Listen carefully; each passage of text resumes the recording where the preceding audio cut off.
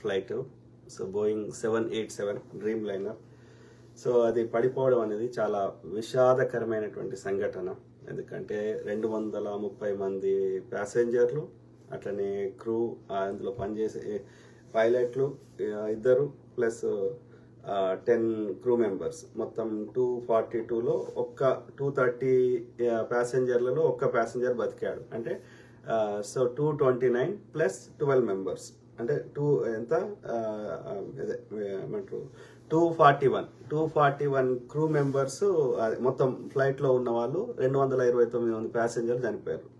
అది దురదృష్టవశాత్తు జనావాసాలు ఉన్న ప్లేస్లో ఆ మెడికల్ హాస్టల్లో పడడం వల్ల అక్కడ తక్కువలో 20-30 మందో ఇంకెక్కువ మందో చనిపోయారు. ఓకే, సో అంటే అరౌండ్ 262 కానీ ఇంకెక్కువ కానీ, ఎందుకంటే కొందరు గాయాలై ఇమీడియట్గా చనిపోకుండా తర్వాత చనిపోతుండొచ్చు. సో అంటే అరౌండ్ 260-270 నుంచి 300 దాకా చేరుతుండొచ్చు. సో అందరి ప్రాణాలు, అది అంటే ఎన్నో ఆశలతోటి, ఎన్నో డ్రీమ్స్ తోటి మెడికల్ కాలేజీలో చదువుకుంటున్న వాళ్ళు, యూకేలో పోయి సెటిల్ అయ్యి ట్రావెలింగ్ కానీ, ప్లస్ ఒక ఇండియా వాళ్ళే లేరు, ఇండియా, బ్రిటన్, పోర్చుగీస్, కెనడా, ఇట్లా అనేక దేశాల వాళ్ళు ఉన్నారు. So very unfortunate. అది మనం విచారం వ్యక్తం చేస్తూ, కానీ ఎందుకు అయింది, ఏమైంది అనేది తెలుసుకోవాలి. ఎందుకంటే ఫ్యూచర్లో ఇట్లాంటి రిపీట్ కాకూడదని. ఓకే, సో ఆ క్రమంలో నాకు వేరియస్ ఎక్స్పర్ట్స్ చెప్పిన దాన్ని బట్టి నాకు అర్థమైంది, మీకు చెప్పే ప్రయత్నం చేస్తా. సో ఆ క్రమంలో ఈ విమానం ఎట్లా పనిచేస్తుందని మనకి మినిమం అవగాహన ఉంటేనే నేను ఏమైనా ముందు చెప్పేది అర్థమవుతుంది. ఓకే, సో ఆ క్రమంలో విమానం ఎట్లా వర్క్ అవుతుంది అంటే ఏరోడైనమిక్స్, అంటే ఇప్పుడు ఎగ్జాంపుల్ పక్షి ఎట్లా ఎగురుతుంది అనే కాన్సెప్ట్ కానీ, లేకపోతే మనం స్విమ్మింగ్ చేసేటప్పుడు ఎట్లా చేస్తామనే కాన్సెప్ట్ కానీ అర్థమైతే ఈ విమానం కాన్సెప్ట్ అర్థమవుతుంది. ఓకే, సో ఏరోడైనమిక్స్ అంటారు, అంటే ఆ ఎయిర్ ప్రెషర్ ఆధారంగానే అది పైకి లేస్తుంది అన్నట్టు. పక్షికున్న మనిషి పక్షిలాగా ఎందుకు ఎగరలేడు అంటే ఆ పక్షికి ఆ సృష్టి, నేచర్ అనేది, ఆ యూనివర్స్ అనేది ఎట్లా క్రియేట్ చేసింది అంటే దాని బోన్స్ లోపల ఎయిర్ ఉంటుంది. ఇప్పుడు కొన్ని మనం చెప్పేవాళ్ళు కదా, ఏది ఫ్లోటింగ్ రాక్స్, రామప్ప గుడి ఫ్లోటింగ్ రాక్స్ అని అంటారు కదా. అంటే ఏంది, అలా గాలి ఉంటుంది, అంటే గడ్డితోటి అది మిక్స్ చేసి అది కాలుస్తే అది ఆ లోపల ఉన్న గాలి ఆ యొక్క గడ్డి ఎగిరిపోయినప్పుడు అంటే లోపల గాలి ఉంటుంది. ఓకే, సిమిలర్లీ పక్షి యొక్క బోన్ ఎట్లుంటుంది అంటే వెరీ బ్రిటిల్ ఉంటుంది. ఎందుకంటే అందులో ఆ యొక్క గాలి ఉంటుంది అన్నట్టు, ద డెన్సిటీ తగ్గుతుంది, ఎయిర్ డెన్సిటీ కంటే దాని డెన్సిటీ తగ్గుతుంది, కాబట్టి it can fly. Okay, so ఆ క్రమంలో ఈ ఏరోప్లేన్ కి ద వే దే డిజైన్, ఎట్లా డిజైన్ చేశారంటే ఆ వింగ్స్ లోపల దానికి వెనకాల ఫ్లాప్స్, ముందట స్లాట్స్, ఇట్లా రకరకాల పేర్లతో పెట్టినటువంటి ఆ వింగ్స్ లోపల అది ఆ పర్టికులర్ స్పీడ్ లో ఆ ఇంజన్ తిరిగినప్పుడు ఆ యొక్క పైనుండే ఎయిర్ ప్రెషర్ కి, వింగ్ పైనుండే ఎయిర్ ప్రెషర్ కి, వింగ్ కింద ఉండే ఎయిర్ ప్రెషర్ కి డిఫరెన్స్ ఆఫ్ ఎయిర్ ప్రెషర్ వల్ల అది లిఫ్ట్ అవుతుంది అన్నట్టు. అంటే ఈ ఇంజన్స్ ఏడు ఉంటాయి అంటే ఆ 2 రెక్కల కింద ఉంటాయి. ఓకే, సో అవి పెద్ద సౌండ్ తోటి తిరుగుతుంటాయి కదా. సో అది పవర్ క్రియేట్ చేస్తుంది ఆ ఇంజన్స్. ఆ పవర్ క్రియేట్ చేసినప్పుడు ఈ ఏరోడైనమిక్స్ లో ఈ ఫ్లాప్స్, ఈ సెట్టింగ్స్ అని కరెక్ట్ చేసినప్పుడు అది మన వెయిట్ ని లిఫ్ట్ చేస్తుంది. ఇక దానికి వేరు technical terms, angle of attack, ఇవన్నీ కంట్రోల్స్ ఉంటాయి లోపల. ఓకే, అంటే బేసికల్ నేను ఏం చెప్తున్నా అంటే ఈ కంట్రోల్స్ తో పాటు ఆ ఇంజన్స్ ఎక్కువ తిరిగినప్పుడు ఆ థ్రస్ట్, అంటే ఆ యొక్క పవర్ వచ్చినప్పుడు అది లిఫ్ట్ అవుతుంది. ఓకే, ల్యాండింగ్ చేసేటప్పుడు అవన్నీ తగ్గిస్తారు, వాటిని కంట్రోల్ చేస్తారు. ఓకే, యాంగిల్ ఆఫ్ అటాక్, ఆ యొక్క ఇంజన్ స్పీడ్, ఆ యొక్క స్పీడ్, ఆ థ్రస్ట్, ఆ పవర్, ఆ ఇంజన్ తిరిగే స్పీడ్లు అవన్నీ కంట్రోల్ చేస్తారు. ఆ విధంగా ల్యాండింగ్ కానీ, టేక్ ఆఫ్ కానీ, గ్లైడింగ్ కానీ డిఫరెంట్ ఫేజెస్ కంట్రోల్ అవుతాయి. This is all aerodynamics. అంటే ద ఎయిర్ ప్రెషర్ ని డిఫరెన్స్ ని బట్టి అది ఆ విధంగా వాళ్ళు ఆ కంట్రోల్ చేసి ఆ విధంగా లిఫ్ట్ చేయడము, ల్యాండింగ్ చేయడం చేస్తారు అన్నట్టు. ఓకే, సో ఆ క్రమంలో ఏది ఇప్పుడు పోయిన ఫ్లైట్ దాని లోపల ఇప్పుడు ఏమై ఉంటుంది అనేది మనకు మెయిన్ మన యొక్క బాధ. ఎందుకంటే అది తెలిస్తే మళ్ళీ అట్లాంటిది రిపీట్ కావద్దు అనేది మన యొక్క ఆలోచన. ఓకే, ఆ క్రమంలో ఇది యొక్క ప్రపంచంలో కమర్షియల్ ఫ్లైట్స్ తయారు చేసే కంపెనీలు మెయిన్ గా ఎక్కువ 2 అనొచ్చు. ఎయిర్ బస్ అనేది ఒకటి, I think it's France or Germany based Europe లో, అట్లనే Boeing company America. Okay, so ఈ 2 ఫేమస్. అందులో కొన్నిసార్లు టెక్నికల్ లోపాలు ఉన్నాయి ఒక్కొక్క డిజైన్ బట్టి, ఎందుకంటే దాన్ని ఇంప్రూవ్ చేసే ప్రయత్నం చేస్తాం. కానీ మన యాక్చువల్ యొక్క యూసేజ్ వచ్చే వరకు ఎక్కడో చోట అది కొన్ని ఫెయిల్ అవుతాయి. కానీ ఈ పర్టికులర్ 787 డ్రీమ్ లైనర్ అనేది 2011 లేదా అరౌండ్ 2011లో ఇంట్రడ్యూస్ కాబడ్డది. దాదాపు 13 to 14 ఇయర్స్ నుంచి కంటిన్యూస్ గా ఈ డ్రీమ్ లైనర్ వాడుతున్నారు. హైలీ సక్సెస్ఫుల్ ఉంది.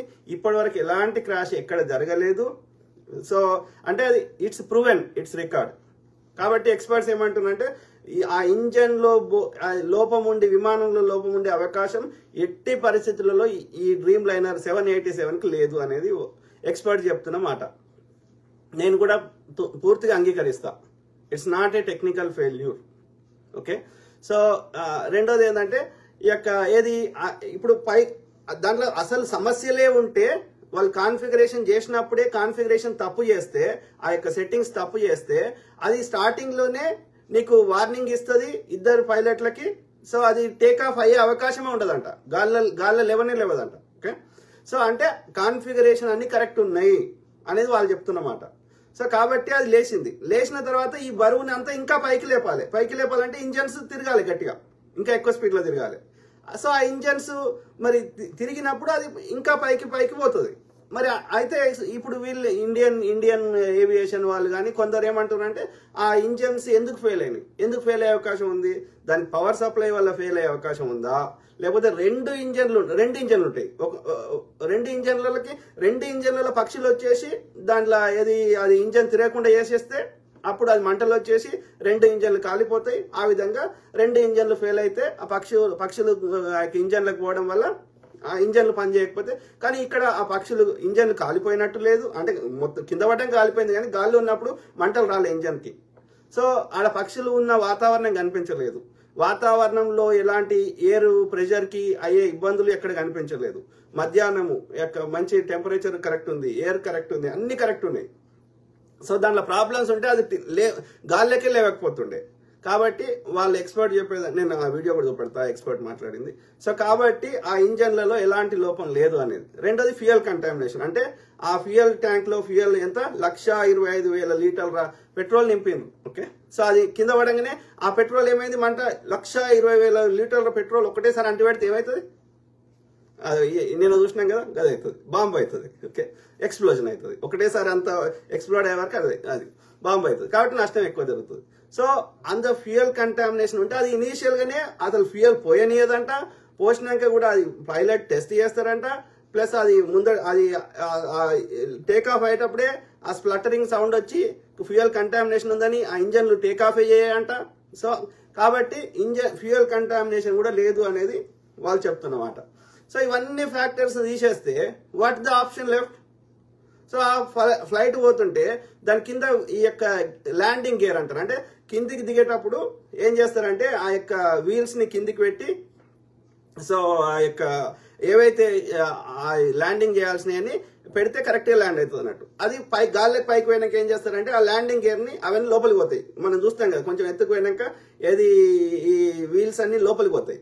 సో అది చేయలేదు. అది ఈ ఫ్లైట్ కి అది 50 ఫీట్లు ఉన్న దగ్గరనే, 50 నుంచి 100 ఫీట్ల లోపలనే ఆ ల్యాండింగ్ గేర్ లోపలికి పోతుంది. పోయినాక ఆ ఫ్లాప్స్ అంటే రెక్కలకి వెనకాలకి ఇట్లా ఉంటాయి చూడు, ఇట్లా కొట్టుకునేటి. ముందటినేమో స్లాట్ అంటారు, వెనకాల ఉండేదేమో ఫ్లాప్స్ అంటారు. ఆ ఫ్లాప్స్ అనేది దూరం, పిక్చర్ క్లారిటీ లేదు కాబట్టి సో వాళ్ళు దూరం నుంచి చెప్పలేకపోతారు, కానీ వాళ్ళు గెస్ చేస్తున్న ప్రకారం ఆ ఫ్లాప్స్ అనేవి ఎక్స్టెండ్ చేయాలంట. ఓకే. సో అది సెట్టింగ్ చేంజ్ చేస్తేనే అది ఈజీ అవుతుంది, లేకపోతే అది డ్రాగ్ అవుతుంది. సో అంటే డ్రాగ్ అంటే ఇంకా ఎక్కువ కిందికి గుంచుతుంది గ్రావిటీ. ఈ గ్రావిటీని దాటి పైకి పోవాలి కదా. సో ఆ క్రమంలో ఇంత వెయిట్ ని లేపేటప్పుడు ఆ తక్కువ టైం లోపల ఎక్కువ ఎత్తులు ఉన్నది అనుకో, ఏమైనా మిస్టేక్ జరిగితే నీకు హైట్ ఉంటుంది కాబట్టి ఆ డిస్టెన్స్ లోపల వాళ్ళు మిస్టేక్స్ ని కరెక్ట్ చేసుకోవచ్చు. కానీ ఇక్కడ ఎత్తుకు చేరలేదు, 600 ఫీటే చేరింది. ఆ లోపల అది ఇంకోటి ఏంటంటే ఇంజన్స్ ఫెయిల్ అయితే, ఇంకోటి అయితే పవర్ లాస్ అయితే అది కిందికి పడే విధానం, ఈ హెడ్ వచ్చి కింద పడుతుంది కానీ ఇట్లా కూర్చున్నట్టు పడది ఫ్లైట్ అని చెప్తున్నారు ఎక్స్పర్ట్స్.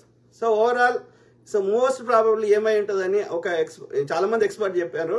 అందులో ఇంకా సీనియర్ పైలట్ క్యాప్టెన్ ఏమన్నాడంటే, సో మోస్ట్ ప్రాబబ్లీ ఆ ల్యాండింగ్ గేర్ అనేది లోపలికి రిట్రాక్ట్ చేయలేదు కాబట్టి ఆడ రెండు పక్కపక్కే ఉంటాయంట, ఈ ల్యాండింగ్ గేర్ అండ్ ఈ ఫ్లాప్స్ది. ఓకే, ఈ రెక్కలకు ఉండే వెనకాల ఉండే ఫ్లాప్స్ది దానికి సంబంధించిన కంట్రోల్.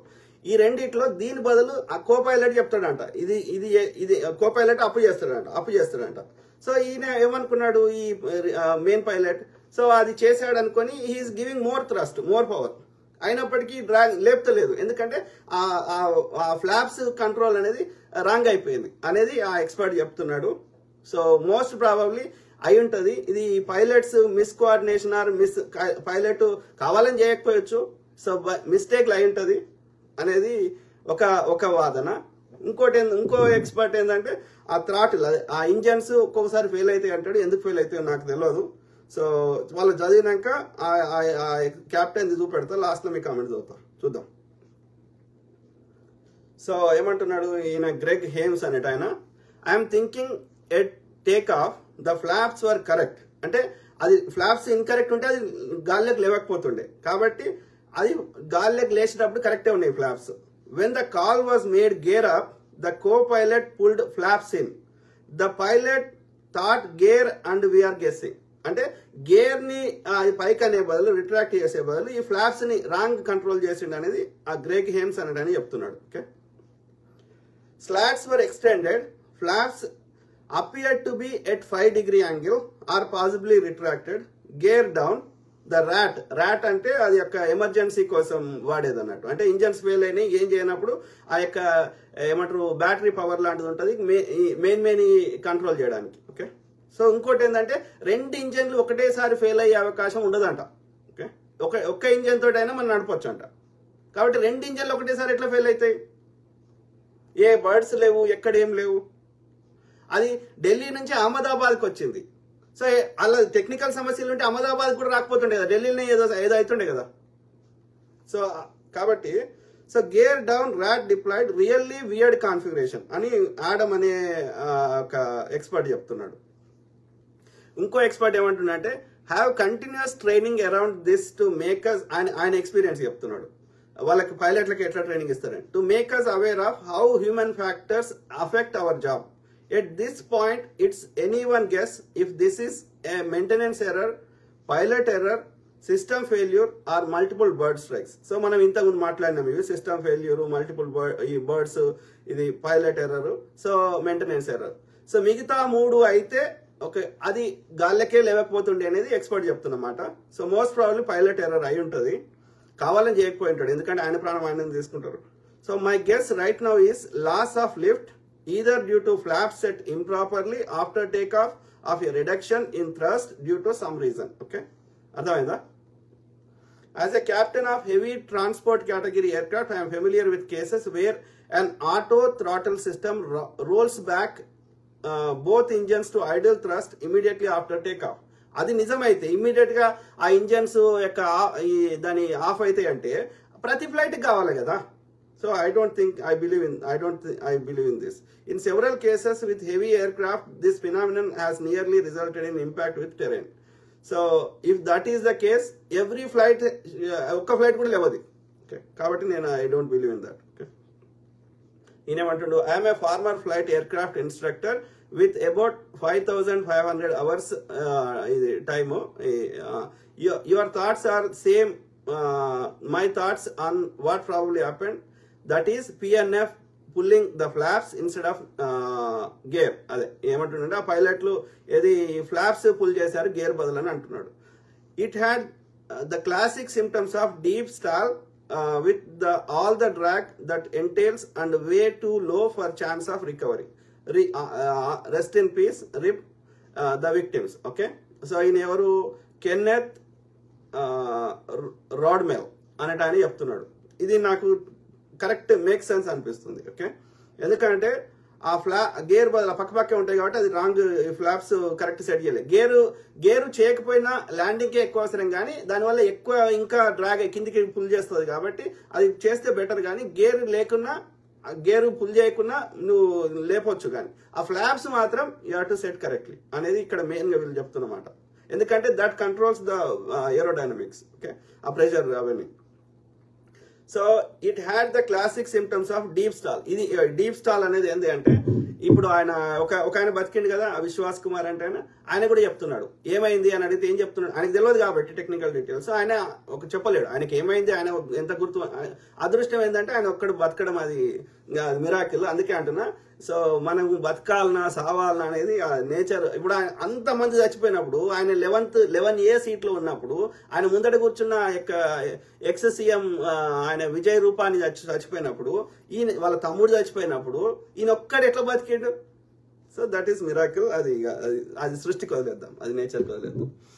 సో అయితే it had the classic symptoms of deep stall. అంటే ఏమంటుండు ఆయన విశ్వాస్ కుమార్ అంటే, ఆయన ఏమైంది అంటే కొంచెం లేచినాక ఇట్లా ఆగినట్టు అయింది గాల్లో అంటున్నాడు.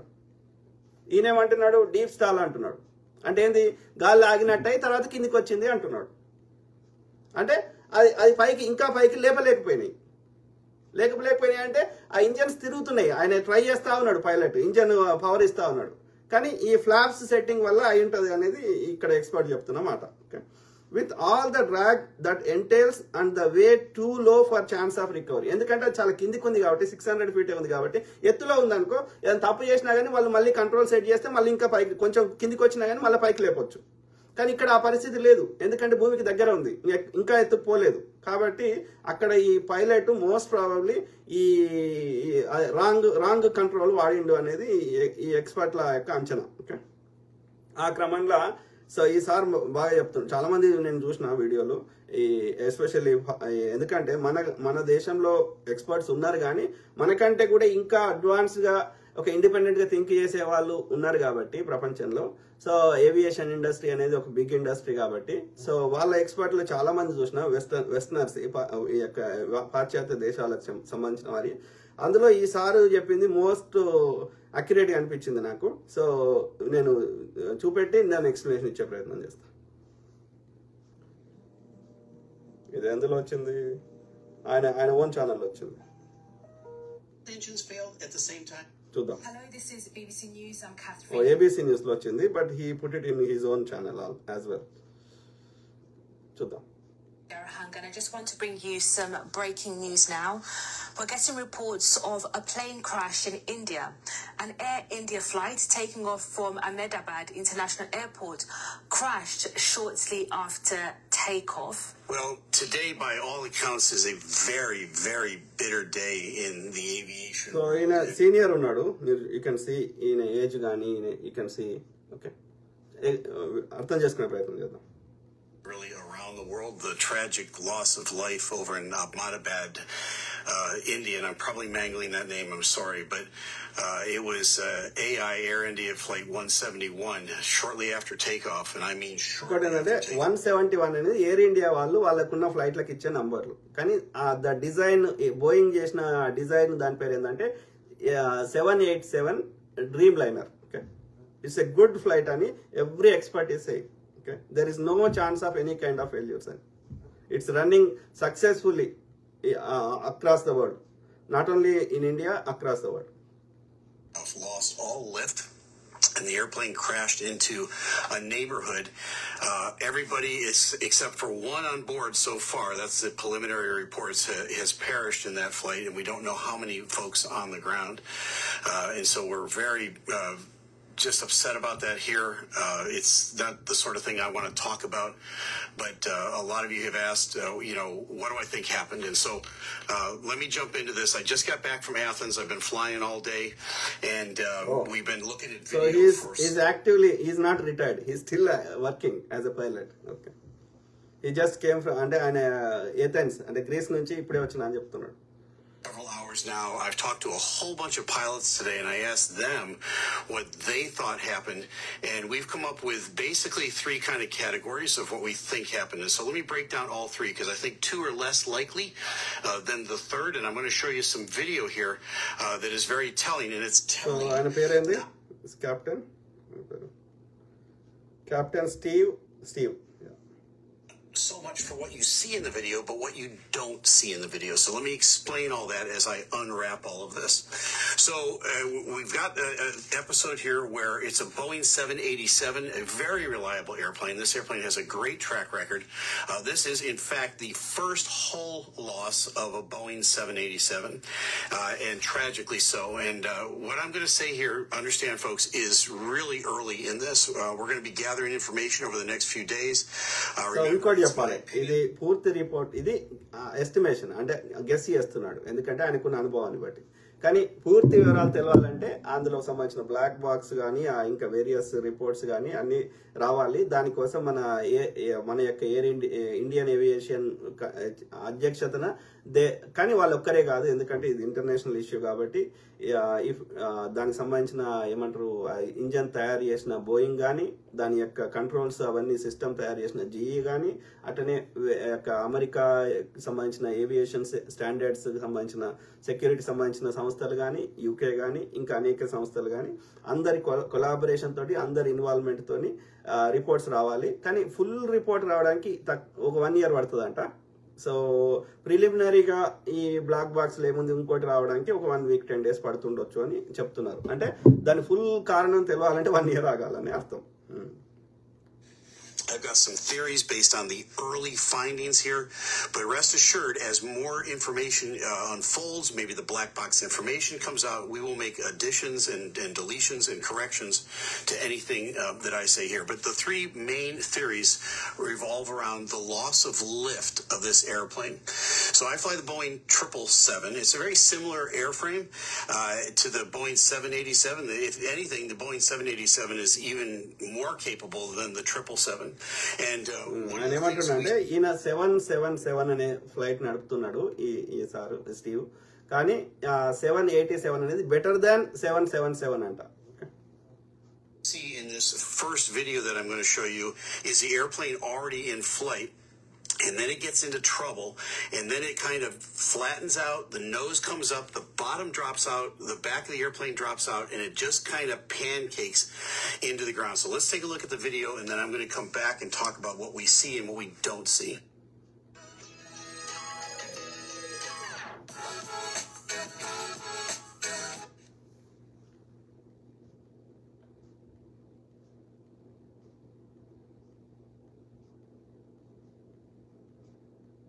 Okay, there's the fireball. We see the airplane come from left to right in our screen.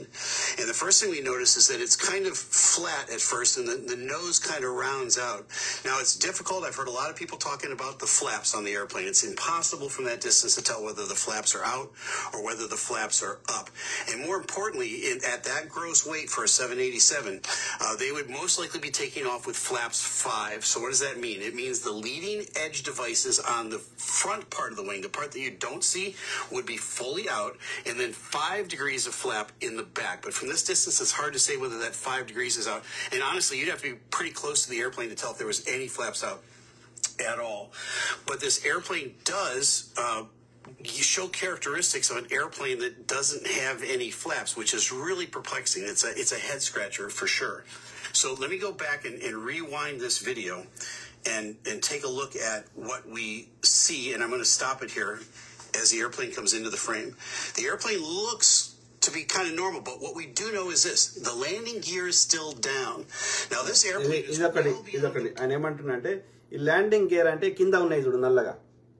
So అవి ఏంటంటే ల్యాండ్ అయ్యేటప్పుడు నీకు భూమి మీద ఉన్నప్పుడు ఉంటాయి. సో భూమికి దిగినప్పుడు కానీ భూమి మీద ఉన్నప్పుడు ఒకసారి గాల్లోకి లేచినాక అవి లోపలికి పోతాయి. ఓకే, అది పోలేదు అని చెప్తున్నాడు. 600 feet దగ్గర కూడా పోలేదు, 50 feet దగ్గరనే అవి లోపలికి పోతాయి. అంటే డెఫినెట్లీ పైలట్ తప్పు చేసిండు అనేది ఆ సార్ వాదన. Point of rotation and climb out where they would have raised the gear. That's done at about 50 feet off the ground. And so more on that in a minute. What we also see is both engines, we don't know if they're producing thrust, but what we don't see out of the engines is any sort of flame, any sort of sparks. We don't see any indication that they're not operating normally now. ఇక్కడ important point చెప్తున్నాడు. Thrust అంటే ఆ పక్కకున్న ఇట్లా తిరుగుతుంటాయి కదా 2 దిక్కులో. So అవి engines, అవి తిరిగినప్పుడు పవర్ వస్తుంది. ఎంత ఎక్కువ స్పీడ్లో తిరిగితే అంత ఎక్కువ పవర్ వస్తుంది. ఎంత పవర్ ఎక్కువ వస్తే అంత పైకి లేస్తుంది. ఓకే, సో చాలా మంది అంటున్నారు ఆ ఇంజన్ ఫెయిల్ అయినాయి అని, కానీ నాకు అట్లాంటి ఇండికేషన్ ఒక్కటి కూడా అక్కడ కనిపిస్తలేదు అని అంటున్నాడు. Okay, power loss. And I've watched a bunch of videos and people on the different channels talking about this. And they say, well, it was a power loss, and that's why the airplane descended and crashed. Let me be specific with this. This was a loss of lift. It could have been caused by a power loss. So that's theory number one, is that they lost power on both engines. That caused the loss of lift. The airplane stopped flying. It started flying at one point. It was flying normally as the nose lifted off. Before they raised the gear, the airplane lost lift and stopped flying. So what would have caused that? Well, if both engines failed, it was just one of two things. Either they ran through a flock of birds and basically destroyed both engines at once. The reason I don't think that's a likely theory is we don't see any birds. Birds గురించి. So రెండు birds రెండు ఇంజన్లలో ఒకటే సరిపోవాలి. పోతే రెండు ఇంజన్లు పాడైతే అప్పుడు నీకు power ఉండదు కాబట్టి కింద పడిపోతుంది ఫ్లైట్. ఎందుకంటే నీకు పైకి లేపేది లేదు కాబట్టి. కానీ అట్లాంటి సిచ్యువేషన్ నాకు అక్కడ ఒక్కటి కూడా కనిపిస్తలేదు అంటున్నాడు. In the picture, it would have had to be a lot of birds to follow out both engines, and we don't see any indications coming out of the back of the engine that happened. You'd see flames, you'd see sparks, you'd see something as those engines were kind of coming apart. It's smoke at a minimum, so you don't see any of that stuff. It looks as though the engines are intact and they're running. They could have both flamed out because of fuel contamination. ఇదొకటి important point. Fuel contamination అంటే ఆ ఫ్యూయల్లో ఏదైనా ఇంకా ఏదైనా ఆ fuel కాకుండా వేరే వేసినా, ఫ్యూయల్లో వాటర్ వేసినా, ఇంకేదైనా మిక్స్ చేసినా, అంటే ఫ్యూయల్ అనేది అది ప్యూర్ పెట్రోల్ కాకుండా ఇంకేదైనా అయితే అది ఏమంటుండో ఇందా. ఎందుకంటే ఫ్యూయల్ లేకపోతే ఇంజన్ తిరగదు కాబట్టి ఇంజన్ ఫెయిల్ అయితే ఫ్యూయల్ కంటామినేట్ అయితే ఇంజన్ ఫెయిల్ అవుతుంది. కానీ అది ముందే తెలుస్తుంది అంటున్నాడు. విందాం. That theory, at least in my opinion, is that as they pushed up the power to go down the runway, they would have had the indications of a sputtering engine if the fuel had been contaminated. There's no indication that they did. They rolled down the runway, and I'll show you that video in a minute. They rotate at the normal speed. They take a nose-up attitude, which is really normal for that airplane at that speed. Everything else happens after that. So I don't think they lost power on the engines. Now, we could find out in a day or two. That's exactly what happened, and that's what caused the loss of lift. Engine fail అయితే power ఉండదు కాబట్టి పడిపోతుంది, agri.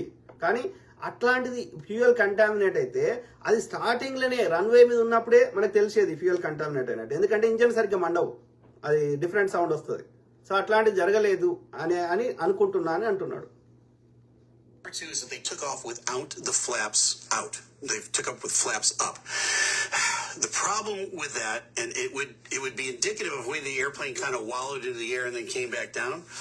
The problem with that theory is this: they would have had to get through two complete checklists and not put the flaps down, because two checklists on that airplane, and they're electronic checklists. They're integral to the airplane. It's not like a paper checklist that you hold.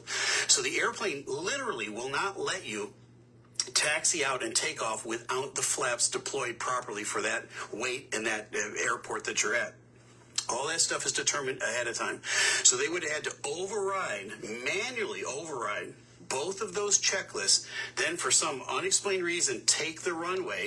And once you put the power up in a 787, just like my 777, once you put the power up, the airplane knows you intend to go flying. If you're not configured for flight, in other words, your flaps are not deployed, it makes a racket. A big red light comes up and says config warning, and then both master caution lights in front of both pilots flash, and then a horn goes off, and it's deafening.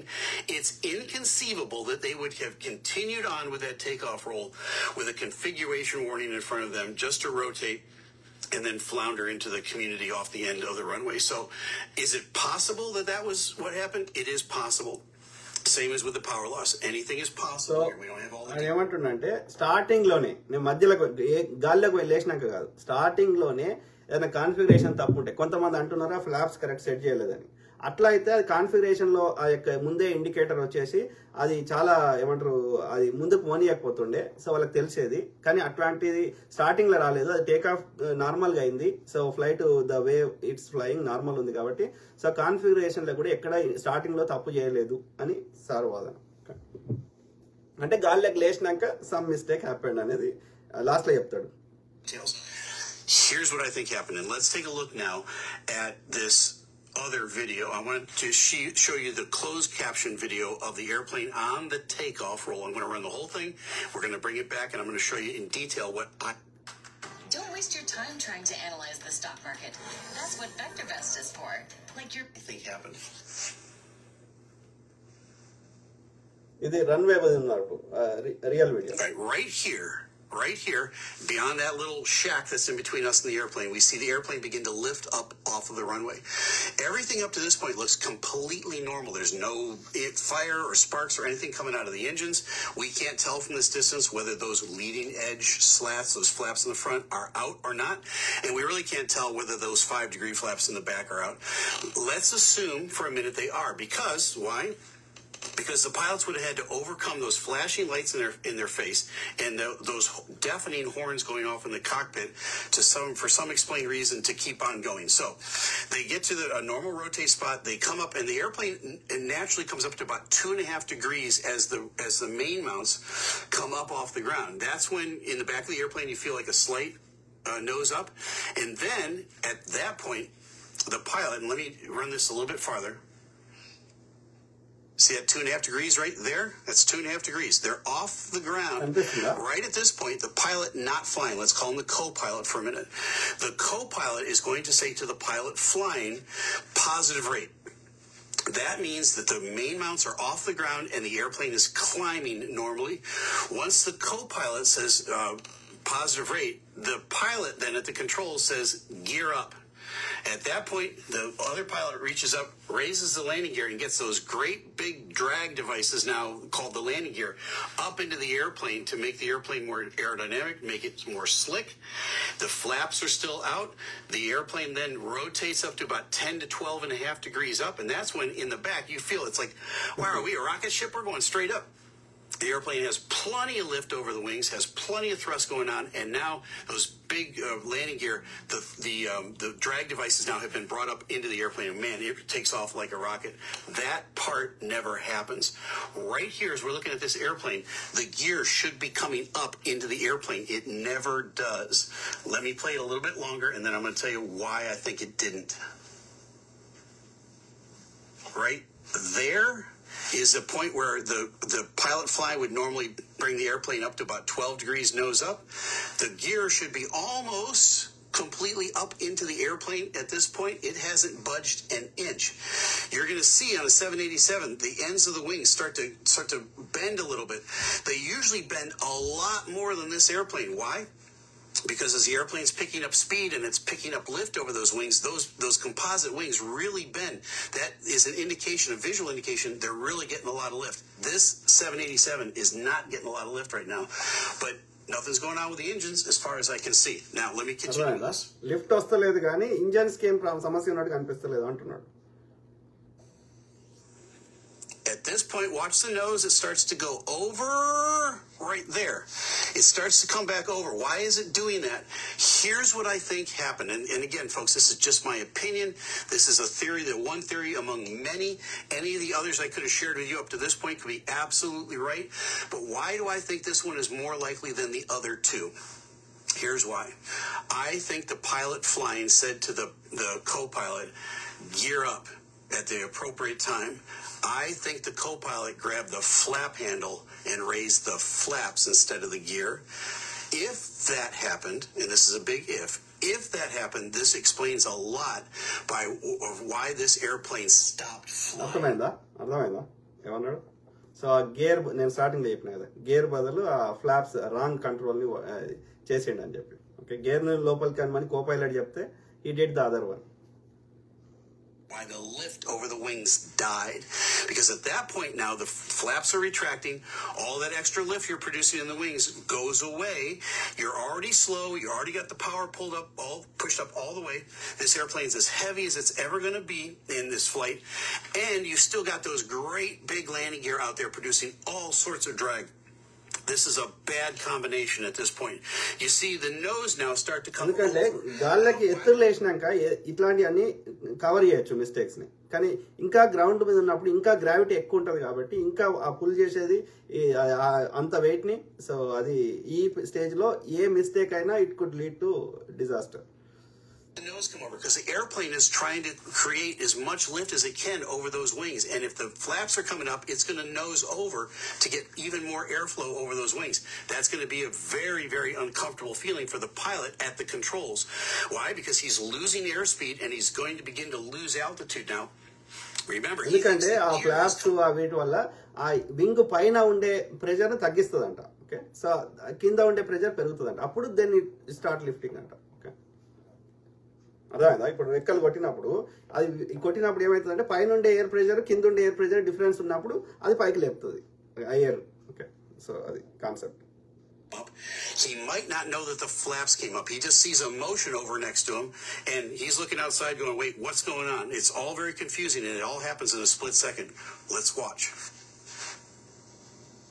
The airplane starts to settle in. It starts to now descend. You see the pilot start to pull the nose up a little bit more, okay? As he's getting closer to the ground, he's probably got the power pushed up all he can. And now I think he's going to get into a power on stall. Not enough lift is being produced by those wings. All that drag is being produced by the landing gear that's still out there. Could anything have saved the day at this point? Maybe if they'd raised the gear. Maybe if they'd raised the gear and put the flaps back out. But it's very unlikely that once this gets to this point that they can recover from it. And now watch what happens. The airplane begins to kind of wallow, right? The pilot pulls back even more on the nose. That aggravates the whole thing. And now you get this waddle into the ground, and it's in a controlled power on stall until it impacts the ground. Hello, my name is Adam Ferrari, the Chief Executive Officer of Phoenix Energy. I look forward to you. If they had 1,500 feet or 1,000 feet even to lower that nose and gain that airspeed back, they might have been able to fly out of it. They don't have the luxury. I don't think this airplane got higher than 500-600 feet. So 1,500 feet height లో ఉంటే ఒకవేళ తప్పు చేసినా కానీ అది cover చేసుకోగలుగుతుండే, gear మళ్ళీ pull చేయగలుగుతుండే. కానీ అంత కిందికి ఉంది కాబట్టి సో విత్ ఇన్ సెకండ్స్ లోపల నష్టం జరగాల్సింది జరిగిపోయిందని చెప్తున్నాడు. And then when they start to waddle down, they're down at 200 feet. They just can't lower the nose, and the airplane just kind of does a power on descent into the ground. So that's my theory. Now, I could be completely wrong about this, but the flight characteristics look to me to be an airplane that doesn't have enough lift coming over the wings, and the only way that could happen is if they didn't have the proper flap setting. So however they got to an improper flap setting, it's inconceivable in my mind that they actually did that takeoff roll without the flaps out, because the bells and the horns and everything else that would be going on at that point, there's still no indication that either of the engines failed, and this airplane can fly just fine on one engine at any gross weight. It will climb out no problem on one engine. So the idea that both engines failed at the same time, again, is like a trillion to one. అర్థమైంది. ఒక్క engine తో కూడా నడుస్తుంది, రెండు ఇంజన్లు ఒకటేసారి fail అయ్యేది.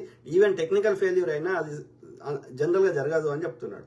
రెండు ఇంజన్ పెట్టిన కాన్సెప్ట్ ఏంటంటే ఒకటి ఫెయిల్ అయినా ఇంకోటి పని చేస్తుంది. సో రెండు ఇంజన్లు ఒకటేసారి ఎట్లా ఫెయిల్ అయితే టెక్నికల్ గా, సో దట్ ఛాన్స్ లేదు అనేది సార్ వాదన. కానీ ఇండియాలో ఉన్న సోకాళ్ళు వాళ్ళు చెప్తుంది రెండు ఇంజన్లు ఒకటేసారి ఫెయిల్ అయినాయి అని చెప్పి. And, now in the days to come, we might find out that they did ingest a flock of birds into both, and that we just didn't see any indication of it out the back of the engines. It could have been fuel contamination. That's a possibility, but again, it's very unlikely.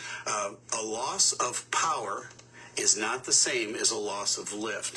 A loss of power will contribute to a loss of lift, but you can have a loss of lift without a loss of power. And that would mean that the wing would have to be configured wrongly or poorly for that phase of flight. This is the most critical phase of flight.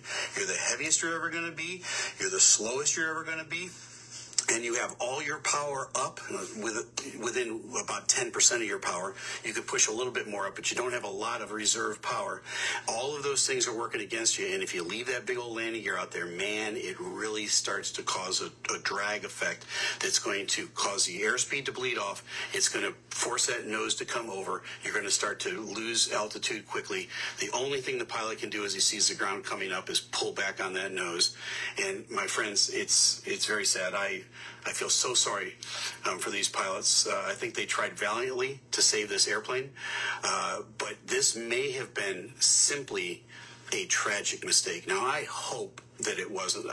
I hope maybe there was some other explanation for it, but hoping that it was a mechanical failure or some other explanation will not bring any of these people back. And it's just sad. It's been a very bitter time in aviation, and we see now the loss for the first time of a 787. I hope in the long run that's the last 787 crash we ever have to witness, whether it was over in India or here in the U.S. or over in the UK, anywhere around the world. We don't want to have to do commentary on any of these such accidents. Now, in the days to come, as we get the black box information, I've heard that the NTSB is going over to India to help. I've heard Boeing is headed over there to help. We're going to hopefully get information sooner rather than later from those sources. And as we do, we will bring you additional information, amplifying information. And if I need to make a correction, I'll be the first guy to make a correction. But this is very, very early on. This is what we know up to this point. And as we get more information, we'll share it with you as we go. Now you know. I'm Captain Steve. Fly safe. Thank you sir, thank you captain Steve, appreciate you. So ఇంకోటి కూడా మాట్లాడండు CNN News 18తో same ఎందుకంటే ఇది viral అయిందని వాళ్ళది interview. So if he says anything different, let's see. Then I will read it. All right, it's a global exclusive. We're getting the man who seems to have ఇది broken length the లేదు. internet with his theory, most plausible theory, let's put it that way, as to why Air India flight AI-171 from Ahmedabad to London crashed. Captain Steve is a U.S. Navy veteran. He's now flying commercial for a number of years. Of course, he has a YouTube channel where he's a viral internet sensation. And the video that you put up earlier this morning, Captain Steve, first of all, thank you very much for joining us here on CNN News 18. But the video that you put up, you know, sort of parsed what could likely be the most plausible explanation for why flight AI-171 went down. Let's go by, you know, each of those theories one by one. First, bird hit, which is the most common cause of both engines going down. Most famously in 2009, the Captain Sully example. Why do you believe what happened yesterday in Ahmedabad is not a bird hit? Well, it's a possibility, but we don't see any birds in the video. Now, the video is from a distance and it's grainy, but it would have to be a lot of birds to take out both engines at the same time. In Sully's case, he had a flock of Canadian geese, and those are extremely large birds. We would see those so in the birds video. Hit కావాలంటే చాలా birds ఉండాలి, పక్షులు ఉండాలి. So అది కూడా పెద్ద పెద్ద పక్షులు ఉండాలి. అంటే కెనడాలో ఇప్పుడు శాలీ అది కెనడాలో జరిగింది. గీస్ అంటే అది బాతు లెక్క ఉంటాయి, బాతు కంటే పెద్దగా ఉంటాయి. సో అవి ఫ్లై అయినప్పుడు అవి పెద్ద బర్డ్స్ కాబట్టి అంత పెద్ద ఇంజన్ కి. కానీ ఈ చిన్న బర్డ్స్ దాని సౌండ్ కే పారిపోతాయి. సో వచ్చి అలా ఇరుక్కొని అక్కడైతే ఒక బర్డ్ కనిపిస్తలేదు అనేది చెప్తున్నాడు. I don't think they're indigenous to the area. It would have to be a lot of small birds, and then there's no evidence coming out the back of the engine of fire, sparks, or the engines coming ఇంకోటి ఏమవుతుందంటే ఆ తిరుగుతున్న engines లలో bird పోయినప్పుడు ఏమవుతుంది, ఆ friction కి మంట వస్తుంది. అట్లా ఏం మంటలు కనిపిస్తలేవు కదా. So that's not the case. Without any smoke, any fire, or any sparks, I don't believe that they hit anything. I think that the engines were operating at full capacity. Why do you think then the aircraft was not getting lift? If the engines were working, why was the aircraft not able to, at least from the pictures, that's what we can deduce, and that's what you've deduced as well. Why was it not getting lift then? So the aircraft does get lift initially. It rotates off at a normal rate of rotate. They climb up right about the point where the pilot flying would ask for the gear to be raised up into the aircraft. That never happens. Now, I don't know if he asked for it or didn't. We don't know. We don't have a voice recorder yet. But the gear never comes up. And so the gear creates a tremendous amount of drag. At some point shortly after that, within a few seconds, the aircraft starts to lose lift. The only plausible explanation for that is the loss of power theory, which, again, it could have been fuel contamination. It could have been birds. My theory is it's not likely either one of those things happened. It could be that the wing was reconfigured. In other words, it went from flaps out for takeoff to flaps being retracted. And again, this is just my opinion. What could have happened in that cockpit was, instead of raising the gear, because the gear handle is very close to where the flap handle is, if the pilot mistakenly grabbed the wrong handle and raised the flaps, that would start a chain of events that you probably couldn't recover from at that low an altitude. Can you explain this and break this down, you know, in layman's language for our viewers to understand? why are the flaps important to be kept open or in whatever degree or angle they are at the time of takeoff? And అర్థమైందా? in this case, flops అంటే చెప్పినా కదా, wing కి వెనకాల ఉంటాయి, ఇట్లా ఇట్లా ఉంటాయి చూడు, అది 5 degrees యాంగిల్లో ఉండాలంట.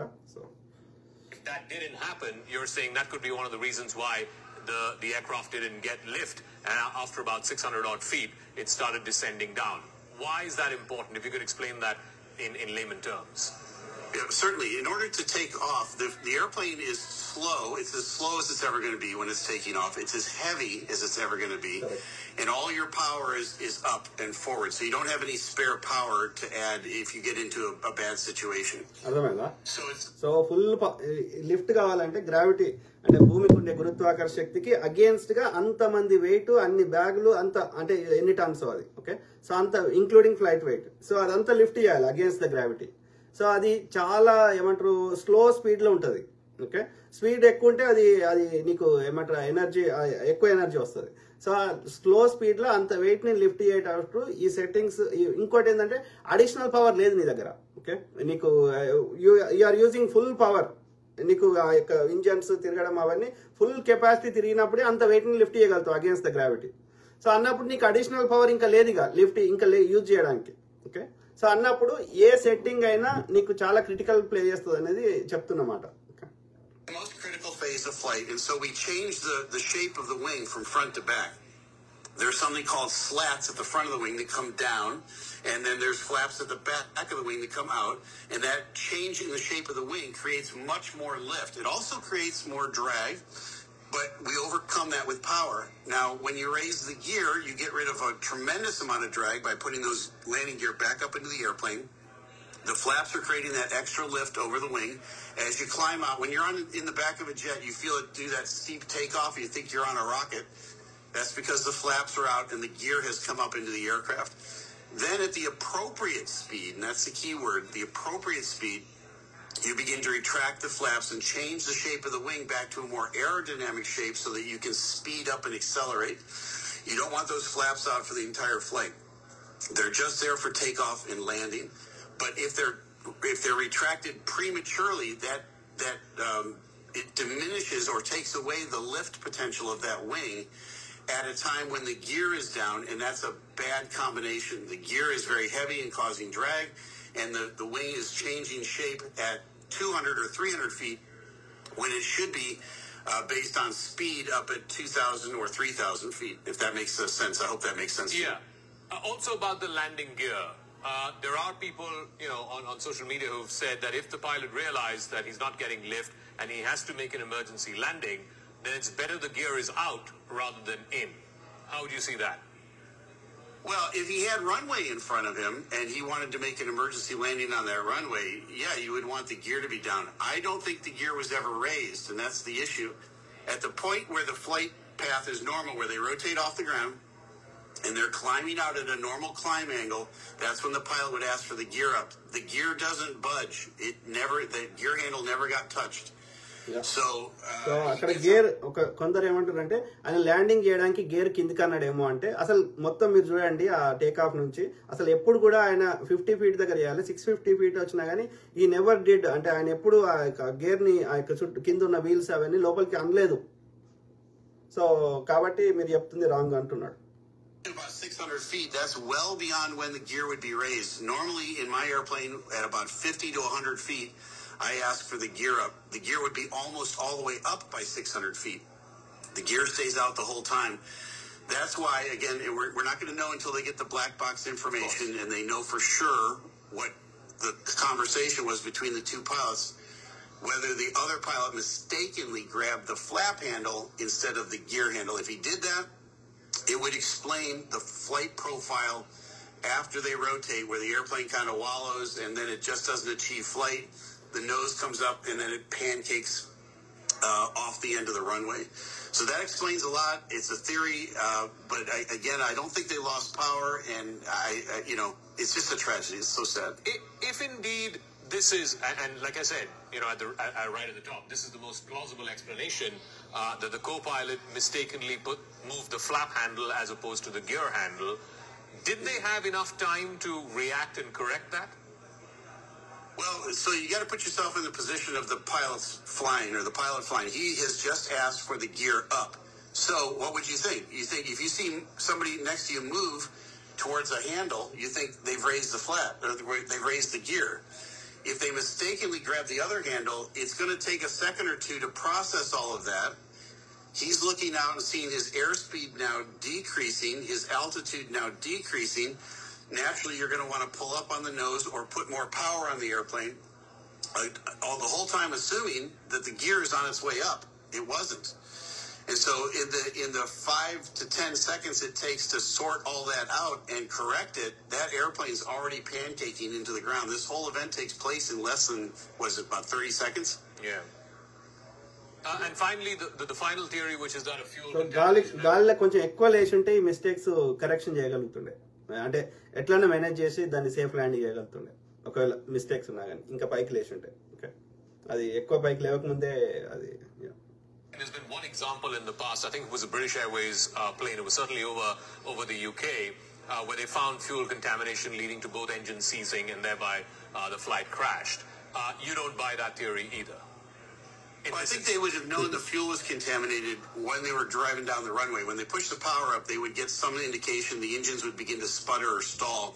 They have no indication at that. At least we don't see any of that from the photos. They rotated a normal spot on the runway. They climb out for at least for the first 300 or 400 feet normally. If it was fuel contamination, the fuel vehicles that they use to fill the trucks have sensors on them that sense water or any contamination in the fuel at all. And they're very sensitive. If there's even a drop of water in the fuel, the machine automatically shuts off fueling to that jet. So it's been, I haven't heard. Fuel అనేది చాలా ఆ sensors అది చాలా effective ఉంటుంది, plus control కూడా ముందే చెప్పేది, కాబట్టి ఫ్యూయల్ కంటామినేషన్ కాలేదు అనేది స్ట్రాంగ్ గా బిలీవ్ చేస్తున్నా అంటున్నాడు. Fuel contamination in decades. To me, it's a very unlikely. And if it was fuel contamination, the idea that both engines failed at the exact same time because of the fuel contamination, it makes it even less plausible. All right, Captain Steve, thank you very much. Even fuel contamination అయినా 2 ఇంజన్లు ఒకటేసారి fail కావనేది చెప్తున్నాడు. So దాన్ని బట్టి మీకు ఒక idea వచ్చింది, ఆ ఎక్స్పర్ట్ చెప్పిన దాన్ని బట్టి అని నేను అనుకుంటున్నా. మీ కామెంట్స్ చదువుదాం.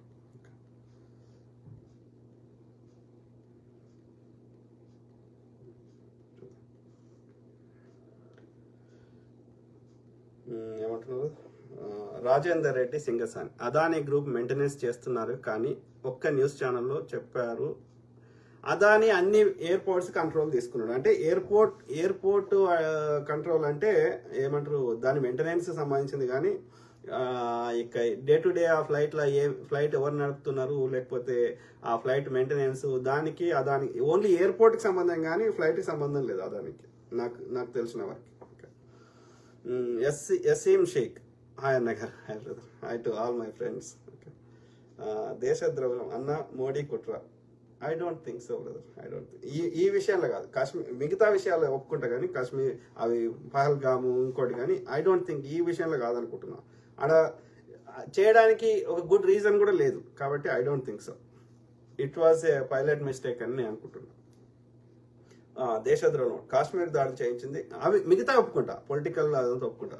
I don't think this incident, చెప్పండి మోడీ చేయించడానికి ఒక గుడ్ రీజన్ చెప్పండి. I don't think so. Nursing అన్న, ఈ మోడీ గవర్నమెంట్ బ్లాక్ బాక్స్ దొరకలేదని చెప్తున్నారు, అది కరెక్ట్ కాదు. వాళ్ళు దే హ్యావ్ టు, మోడీ చెప్పినా ప్రపంచంలో ఊరుకోరు. మోడీ ఇక్కడ ఏంటంటే ఇట్స్ ఏవియేషన్. ఇక్కడ వచ్చిన సమస్య ఏంటంటే మనం అర్థం చేసుకోవాల్సింది ఏంటంటే ఇది not just for India related, Modi related కాదు ఈ సమస్య.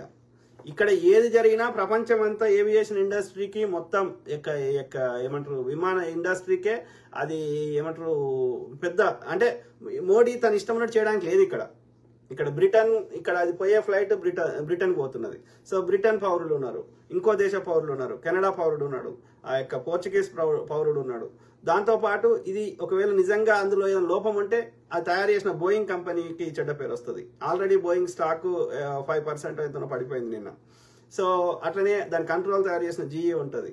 సో ఇట్లా అనేక ఫ్యాక్టర్స్, అనేక అది ఒక వరల్డ్ వైడ్ అన్ని దేశాలకు సంబంధించిన మెటీరియల్స్తో టెక్నాలజీతో తయారైనది కాబట్టి అది అందరి ఇన్వాల్వ్మెంట్ ఉంటుంది అక్కడ. రేపు పొద్దున ఇప్పుడు ఆల్రెడీ యూకేకి చెందినటువంటి, యూరప్ చెందినటువంటి ఆ సేఫ్టీ, ఎయిర్ ఏవియేషన్ సేఫ్టీకి సంబంధించిన వాళ్ళు దే ఆర్ ఫ్లయింగ్ టు, అట్లనే బోయింగ్ సంబంధించిన వాళ్ళు, జీఈకి సంబంధించిన వాళ్ళు they are already flying to India.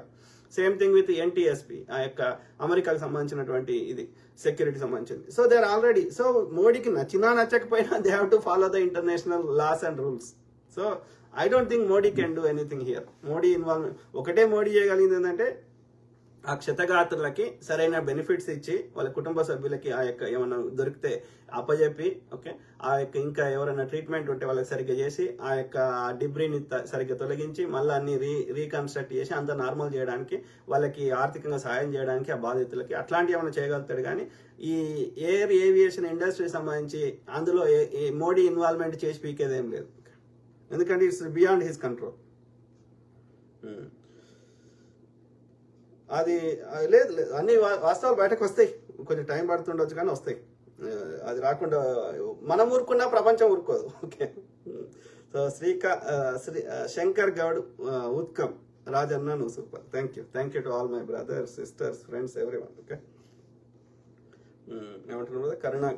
Okay, ఎవరు రాజేష్ మామిడిపల్లి. ఈ విషయంలో విచారణ ఎలా జరుగుతుందో బత్తాయిలు గమనించాలి. ఇలాంటి విచారణలే దేశంలో జరిగే ప్రతి సంఘటనలకి, ఉగ్రవాద దాడులకి, రైలు ప్రమాదాలకు చేయరు అని బత్తాయిలు ఇప్పుడైనా ఆలోచించాలి. ఎందుకంటే ఇది ప్రపంచ దేశాలతో ముడిపడి ఉంది కాబట్టి వాళ్ళకి నచ్చినట్టుగా చేయాల్సి వస్తుంది. ఇక మన దేశంలో వేరేటి వాటికి ఇక అది చేయాలి, ఐడియల్గా ఎనీ యాక్సిడెంట్ చేయాలి, దానికి ప్రివెన్షన్ చేయాలి. కానీ మన దేశంలో ఒక మనుషుల ఎస్పెషల్లీ ఈ మనుషుల ప్రాణానికి మరి ఎందుకు అట్లా ప్రవర్తిస్తారో నాకు తెలియదు. మరి వాళ్ళకైతే they should understand the pain, understand. వాళ్ళకు ఇంటెన్షన్ వాళ్ళకి చేయలేక కాదు, చేయరాక కాదు. When we are maintaining good airports, నేను ఇప్పుడు అమెరికాలో నేను షికాగో ఎయిర్పోర్ట్ చూసిన, న్యూయార్క్లో చూసిన, తర్వాత డాలస్లో చూసిన, ఫ్లోరిడాలో చూసిన. సో అమెరికా కంటే బెస్ట్ ఎయిర్పోర్ట్ మన ఢిల్లీది ఉంది. ఓకే, సో కాబట్టి మనం ఎయిర్పోర్ట్స్ని ఇప్పుడు మన ఈవెన్ హైదరాబాద్లో అయినా ఆ యొక్క శంషాబాద్ ఎయిర్పోర్ట్ పరిసర ప్రాంతాలకు పోతే నేను ఇండియాలో ఉన్న ఫీలింగ్ రాదు నాకు. అంటే మనకి మెయింటైన్ చేసే శక్తి ఉన్నది మనకి, కానీ మనం చేస్తలేము. ఎందుకని? ప్రజలు మంచిగా అన్ని విధాలు ఉంటే మనకు ఓటేయరు. ఈ ఓటు రాజకీయం చేస్తున్నారు. ఇది అందుకే అంటున్నా, ప్రజలు ఎడ్యుకేట్ అయినప్పుడు, ప్రజలు ప్రశ్నించినప్పుడు ఈ రాజకీయ నాయకులు ప్రజలే ట్యాక్స్ కడతారు కాబట్టి, ప్రజలే ఓట్లు వేస్తారు కాబట్టి మనము ఒక చైతన్యం అయితే రాజకీయ నాయకులు ప్రజలు చెప్పింది వినాల్సి వస్తుంది. కానీ మన ప్రజలు ఏంది, మెజారిటీ ప్రజలు చదువుకున్నవాడేమో ఓటేయడు, ఆ చదువుకున్న వాళ్ళు ఏమో చిల్లరికి ఓటు అమ్ముకుంటారు. కాబట్టి ఇదే పాలిటిక్స్ నడిపిస్తున్నారు. ఇప్పుడు ఇదే అమెరికాలో ఎందుకు చేయలేకపోతున్నారు రాజకీయ నాయకులు ఇష్టం ఉన్నట్టు ఇండియాలో చేసినట్టు? అవకాశం ఇస్తే ఎక్కడ కూడా చేస్తారు. కానీ ఇక్కడ చైతన్యంగా ప్రజలు ఓటేయరు, చైతన్యంగా కొట్లాడతారు, ప్రశ్నిస్తారు, కాబట్టి చేయలేకపోతున్నారు. ఇప్పుడు కేరళ గవర్నమెంట్ మనకంటే ఎందుకు మంచిగా ఉంది? ఎందుకంటే మోర్ ఎడ్యుకేటెడ్ పీపుల్ ఉన్నారు. కాబట్టి మనము చైతన్యం ఉండి, ఇప్పుడు తెలంగాణ, ఆంధ్రతో బీజేపీ పాలిత రాష్ట్రాలు తోలిస్తే ఎందుకు బెటర్ ఉంది? ఇక్కడ చైతన్యం గల ప్రజలు ఎక్కువ మంది ఉన్నారు. అన్యాయం చేస్తే ఊరుకోరు. ఉద్యమాలకు అన్ని ఇక్కడే నుంచే వచ్చినాయి. అంటే ఆ చైతన్యం వచ్చిన రోజు, ఆ యొక్క విషయ పరిజ్ఞానం వచ్చిన రోజు ఇది అన్ని రావాలంటే చదువుకోవాలి. కాబట్టి చదువుకొని విషయ పరిజ్ఞానం తీసుకొని తప్పు రైట్ అని ప్రశ్నిస్తే ఆ తప్పకుండా ఎవడొచ్చినా వాడు తక్కువ కరప్షన్ కానీ, తక్కువ దోసుకోవడం కానీ, ఎక్కువ మంచి చేయడానికి అవకాశం ఉంటుంది. అర్థమైందా? ఎక్కడైతే చైతన్యం ఉందో అక్కడ బీజేపీ వస్తలేదు, మీరు గమనించండి. ఓకే, ఎందుకంటే అక్కడ మెజారిటీ ప్రజలు ఓటు అమ్ముకుంటలేరు. అది తమిళనాడు కావచ్చు, కేరళ కావచ్చు, తెలంగాణ కావచ్చు. ఓకే, కాబట్టి తప్పకుండా కూలి పని చేసి అయినా వ్యవసాయం చేసుకుని, చదువు అనేది ఉద్యోగం కోసం కాదు. చదువు ఏదో 15వ తరగతి లేదా 16వ తరగతి, ఇంటర్మీడియట్ తర్వాత 3 ఏళ్ల కోర్సులు ఉంటాయి, కొన్ని 4 ఏళ్ల కోర్సులు ఉంటాయి. గ్రాడ్యుయేట్ కావాలి. అయితే ఆ చదువు ఎందుకంటే ఉద్యోగం కోసం కాదు, విషయ పరిజ్ఞానం కోసం. చదువుకుంటే వ్యవసాయం చేసినా డిఫరెంట్గా చేస్తాడు, ఏ పని చేసినా డిఫరెంట్గా చేస్తాడు. కాబట్టి చదువుకి ఇంపార్టెన్స్ ఇద్దాం, అట్లనే ప్రజల్ని ప్రశ్నిద్దాం, ఓటు అమ్ముకోకూడదు. సో ఈ విధంగా చైతన్యంగా పోరాటం చేస్తే తప్పకుండా మార్పు సాధిస్తాం. నెక్స్ట్ జనరేషన్లో దాదాపు చదువుకోని వాళ్ళు ఉండొద్దు. ఇప్పుడు మీరు గమనించండి, నేను చెప్పింది తప్పో రైటో. బహిరంగ సభకు పోతే ఇక్కడ కేరళకు పోదాం బహిరంగ సభకి, ఓకే, రాజకీయ నాయకులు పెట్టే బహిరంగ సభకి. అమెరికాలో పోదాం, ఓకే, యూరోప్లో పోదాం, మన తెలుగు రాష్ట్రాల్లో పోదాం, నార్త్ ఇండియాలో పోదాం, ఎవరు వస్తున్నారు ఆ బహిరంగ సభలకి? మిగతా దేశాల్లో కానీ, కేరళలో కానీ, ఇంకో దగ్గర కానీ చదువుకున్న వాళ్ళు కూడా వస్తున్నారు బహిరంగ సభలకి. మన దగ్గర స్టేజ్ మీద ఉండేటోళ్ళే ఉన్న వాళ్ళు ఉన్నారు, స్టేజ్ కింద ఉన్న వాళ్ళంతా ఆ రోజు కూలీ ఇస్తే వచ్చేటోళ్ళు ఉన్నారు, చదువుకున్న వాళ్ళు దాదాపు రారు. So that is indicator that ఏమనంటే ఇంకా చదువుకోని వాళ్ళు చాలా మంది ఉన్నారు మన దేశంలో అని అర్థమవుతుంది. వీళ్ళు ఓటు అమ్ముకుంటున్నారు, వీళ్ళే ఓటేస్తున్నారు, వీళ్ళే నిర్ణయిస్తున్నారు ఎవడు పరిపాలించాలని. వాడు తీసుకున్నోడికి 2000 కావచ్చు, కానీ ఇచ్చినోడికి ఒక 100 కోట్లు ఎంతనో. సో వాడు 100 కోట్లు అయితే ఓడు వారవోసుకోడు అప్పు తెచ్చుకొని, ఓకే, లేకపోతే భూములు అమ్ముకొని. కాబట్టి దానికి 10 సంపాదించాలనుకుంటాడు, కానీ ప్రజలకు మంచి చేయాలనుకోడు. సో మనకు చేసే శక్తి ఉన్నది, ఇంటెలిజెన్స్ ఉంది, మన సైంటిస్టులు మన డాక్టర్లే అన్ని దేశాల్లో పనిచేస్తున్నారు. సో మన ఇండియన్స్ అత్యంత తెలివి కళ్ళు, అత్యంత మేధావులు. కానీ మన తెలివి మనకు యూజ్ అవుతలేదు, ఓకే. అది ఎందుకంటే మన రాజకీయ వ్యవస్థ సరిగ్గా పనిచేస్తలేదు అని ఒప్పుకోవాలి, అంగీకరించాలి. కాబట్టి ఈ వ్యవస్థను మార్చడానికి మనం విధాల ప్రయత్నం చేద్దాం, ప్రజల్ని ఎడ్యుకేట్ చేద్దాం, ఎట్ ద సేమ్ టైం ప్రభుత్వాలను ప్రశ్నిద్దాం. కేంద్రమైన రాష్ట్రమైన మనయే. పరిపాలన సౌలభ్యం కోసం 2 వ్యవస్థలు ఏర్పాటు చేసుకున్నాం, కానీ 2 వ్యవస్థలు మనయే, okay. Simple, okay. I keep talking, మాట్లాడుతూనే ఉంటా, ప్రతి అంశం మీద అవగాహన చేస్తా, అట్లనే మీ తరఫున వాయిస్ ఇస్తా, ఓకే. సర్వే జన సుఖినో భవంతు. God bless all, take care and have a good night.